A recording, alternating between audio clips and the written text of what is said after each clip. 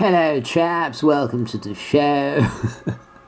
There's old Hugo there. Anyway guys, before we start the video, I thought I'd share this pretty great little article on Bloomberg.com. This is on Bloomberg Pursuits, which is a kind of, I don't know how you describe it, kind of aspirational, anything luxury related, so they do travel, all kinds of stuff. Anyway, this is quite a rare inside look at the Philipe Patek, or Patek Philippe rather, headquarters, and really great, sorry, let me turn the brightness up, bit of reflection there, fantastic pictures, behind the scenes, making the timepieces, sorry, that's too bright now, beautiful close-ups, lots of information about the production techniques, components, about the manufacturing.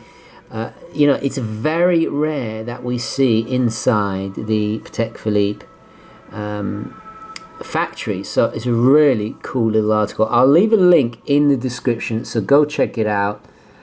Definitely worth taking a look at if you're interested in haute horology. Anyway, so tally bally ho. Let's roll the intro and get into today's video.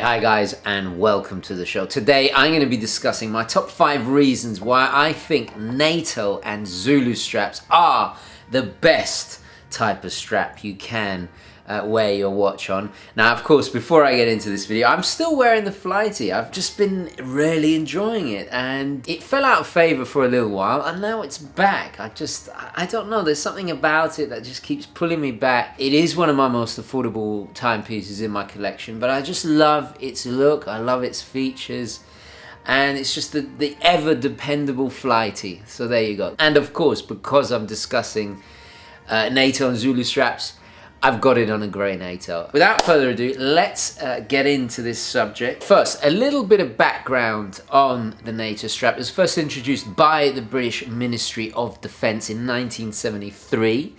And in 1964, we famously saw James Bond wearing a Zulu strap, very similar. In fact, actually, I should just clarify the difference. The Zulu strap is like a one piece, and usually the metallic loops and buckle would be in a brushed finish. And the main difference is basically the Nato strap has that extra bit of strap underneath. It just secures the head of the watch in place. Originally came with the polished hardware, although these days it really doesn't matter, and of course we see a ton of variety in materials, but that is pretty much the main difference between them. The name Nato actually comes from NATO stocking numbers. It doesn't have anything to do with the military organization. Another common misconception is that James Bond wore a Nato in Goldfinger. It was actually a Zulu, and I've made that mistake myself, and that was of course on his 6538 Rolex Submariner, the big crown, that gorgeous big crown. So let's get into my 5 reasons. And number 5, it's very, very simple, but it's the comfort. They're very, very light. The way they hold, especially Nato straps, the way they hold the head of the watch in place, I just find it incredibly comfortable to wear, and that's important for me. They don't nip at any of the hairs on the wrist like a bracelet, or certain bracelets do. Especially, I must say, the Wrist Candy Watch Club, some of their earlier Nato straps are very, very soft. The nylon is very soft and comfortable on the skin, and I love the fact they're instantly adjustable, so you really do get a very comfortable fit. Also, I love the practicality of it. If you're like me and use a computer every day, it doesn't rub onto the actual laptop, which is something that I've noticed with bracelets. The bracelet can actually get scratched, especially with a Mac or something metallic. So for everyday use, it really is extremely comfortable and practical. Okay, so number 4 has got to be the robust robustness. The nylon material is extremely sturdy. It's water resistant, so I've worn divers when doing jogging. I actually use the dive timing bezel to keep track of my jog. And I think actually I featured in the video, I was using my Squalene 1521 in Miami when I was jogging, and it was perfect. And I wore it, of course, on a Nato strap because it's light, it's comfortable, but most of all, it's robust. You can get it wet, you can take it in the water. That's why the military used it, obviously. You don't have to worry about the material, and of course it's washable, which is fantastic. And that robustness lasts for donkeys, absolute years. This particular Zulu strap I've had longer than most watches in my collection. I actually owned this before I had my Submariner, before I had a lot of watches. This is another thing we should point out, that Zulu straps are typically a little bit thicker, although that's changed these days, but Nato straps tend to be thinner. Very, very minor detail, but I should point that out. But anyway, back to my point. Yes, this is a perfect example of a strap that it will probably outlast a lot of watches. It has outlasted a lot of watches in my collection. And that kind of brings me nicely onto my third point, and that is they are very affordable. I love leather straps. I love especially genuine crocodile, but they tend to be expensive. You can buy an entire collection, assortment, a beautiful range of Nato straps for the price of one decent leather strap. Of course, there are very affordable leather straps. They tend to be low in quality, and that's the great thing. You can get a very, very high quality Nato strap or Zulu strap for a fraction of the price. At the end of the day, a decent Nato strap will set you back, on average, 15 bucks for a really good one. You want to look out for the stitching, the quality of the holes, have they had glued on the ends, the build of the hardware, that kind of thing. So number 3 is definitely the affordability. Okay, so number 2, and that is the sense of security. And one thing that both the Zulu and the Nato strap have in common is the way they attach to both spring bars. If there's a spring bar failure, the watch is still attached to your wrist, and that is one of the main design aspects that the military were looking for. They wanted something, because at the end of the day, back in the 70s, because they didn't have all the hardware, all the technical computers they had now, they were really depending, their life depended on their wristwatches. In fact, actually, if we look back at the history of wristwatches, they were first worn by soldiers because they had to have their hands free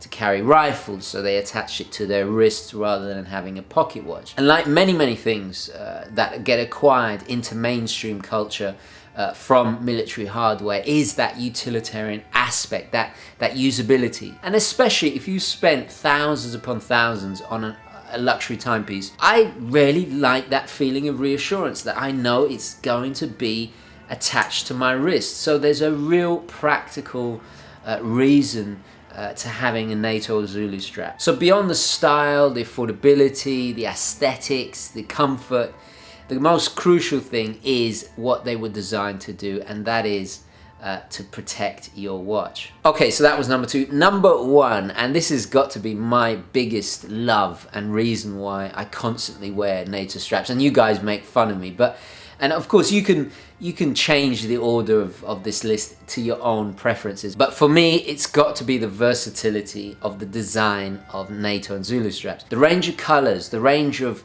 patterns printed on them, the range of materials, you know, leather, even rubber versions. I love the way you can dress them up, you can dress them down. And yes, it was a faux pas to wear it with a sports jacket or a suit even.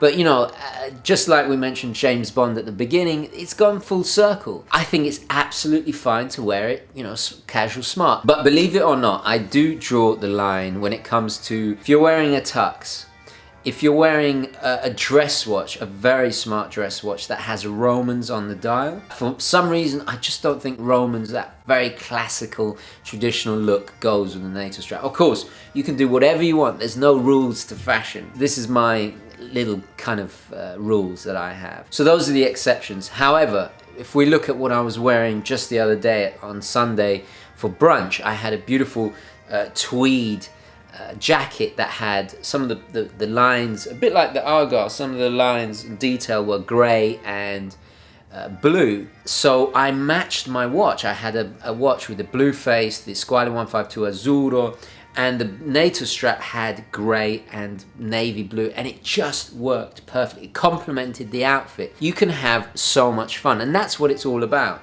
I love matching watches. You can match the colours on the dial, or maybe the colour of the hands, or the bezel, this kind of thing. It brings a whole another level of attention to detail to your outfit, and it's a really cool thing to do. So without a doubt, there is no other stylish strap that is as customizable and has that amount of variation in styles and design. So you can have a ton of fun and enjoyment with Nato and Zulu straps. It's very difficult to beat, really is difficult to beat. Anyway guys, please add your thoughts. I know Nato and Zulu straps are not for everybody, but please do share your comments, thoughts, queries, questions, all the rest of it down below. I love hearing your feedback.